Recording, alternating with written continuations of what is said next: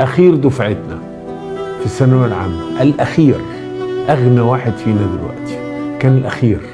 كانت النتيجة بتتقري، يعني تتقال في الميكروفون مش تتعلق.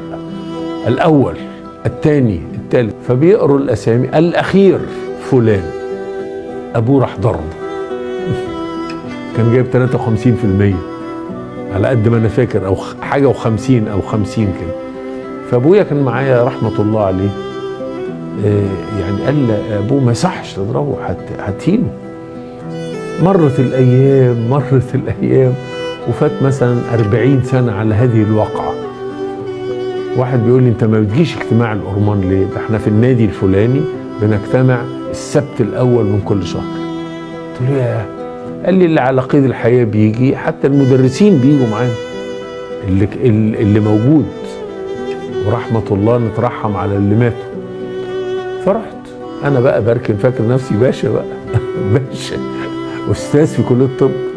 لقيت بيوسعوا وجيب قدام وجيب ورا ومرسيدس فظيعه بدا، ونازل منها واحد بص لي كده قال لي: موافي؟ قلت له: فلان؟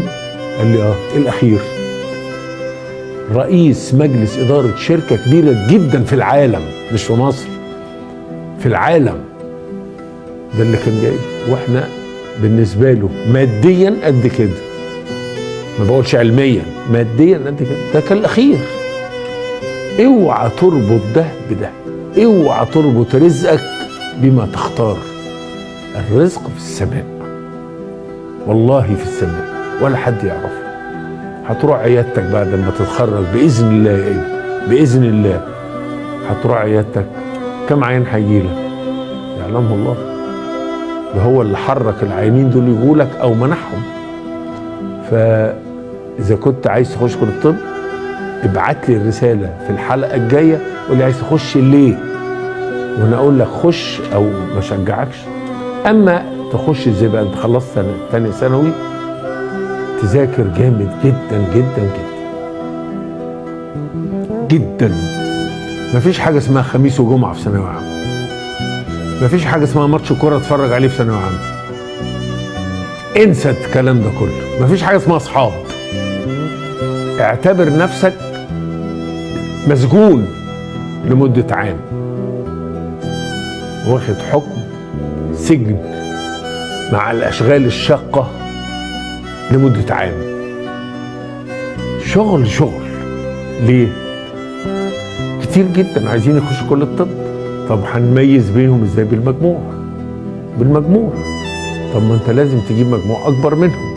عايزه شغل جامد جدا.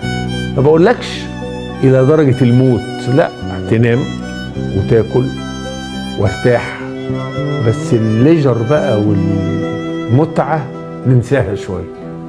الكوره انساها شويه، اصحابي شويه، النادي انساه شويه.